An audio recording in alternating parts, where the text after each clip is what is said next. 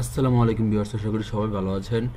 আজকে আমরা দেখব যে ফাউন্ডেশন লেআউট কিভাবে করতে হয়, যে পিলারটা কোথায় কোথায় হবে এবং বেজ আমরা কত কত দিচ্ছি সেইগুলো আমরা মার্কিং করে এখানে আলাদা আলাদাভাবে করা হয়েছে। তো দেখতে পাচ্ছেন আমরা কিছুদিন আগে একটা ডিজাইন করেছিলাম, সেই বাসার কাজটা শুরু হয়েছে। এটা স্পেন প্রবাসী এক ভাইয়ের বাসার কাজ সিলেটে হচ্ছে এটা। তো ইনশাল্লাহ শুক্রবারে ঢালাই হবে। তার ভিতরে আমরা দেখাচ্ছি যে কিভাবে এরকম সেন্টার করে মার্কিং করে কোথায় কোথায় আমাদের কলামগুলো হবে এবং বেস হবে সেটা আমরা মার্কিং করে এখানে দেখানো আছে।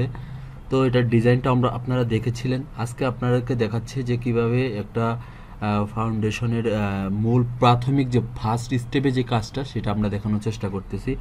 যে ওনার জমি যতটুকু আছে সেটা প্রপারলি সবটুকুই প্রায় সামনে পিছনে ইউজ করা হয়েছে। আর দেখতে পাচ্ছেন এটা গ্রামের ভিতরে একটা বাড়ি হচ্ছে, গ্রামের একতলা দুইতলা বাড়ির একটা ডিজাইন। তো এটার কিভাবে হচ্ছে লেআউটগুলো করতে হয় সেই লেআউটের ইয়েটা আমরা দেখাচ্ছি যে এটা হচ্ছে পিছনের সাইটের কলামের লেআউট, আর এটা হচ্ছে পিছনে আরেকটা স্পেস এবং তিনটা কলাম দিয়েছি আমরা পিছন সাইডে এবং এই পাশে হচ্ছে আমাদের চারটা কলাম পড়বে। তো সেইটারও লেআউটগুলো দেখতে পাচ্ছেন। তো ওভারঅল আপনারা দেখতে পারবেন রড বান্ডিংগুলোও আমি A to Z ভিডিও দেওয়ার চেষ্টা করব, যাতে করে একটা বাড়ি করতে কি কি লাগে বা প্রথমে কি কি কাজগুলো করতে হয় সেগুলো আপনারা ইজিলিভাবে ধারণা পান।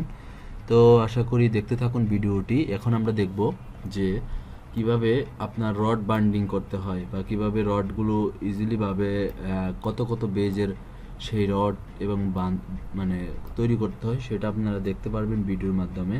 তো দেখুন এখানে আমরা যেটা করতেছি সেটা হচ্ছে এই খাঁচাগুলো তৈরি করে নিচ্ছি। খাঁচাগুলো তৈরি করে নেওয়ার পরে মাটি কাটার কাজ শেষ হলে আমরা নিচে ইটা বা RCC ডালাই দিয়ে আমরা এগুলো দিয়ে দিব। তো ভালো থাকুন, সুস্থ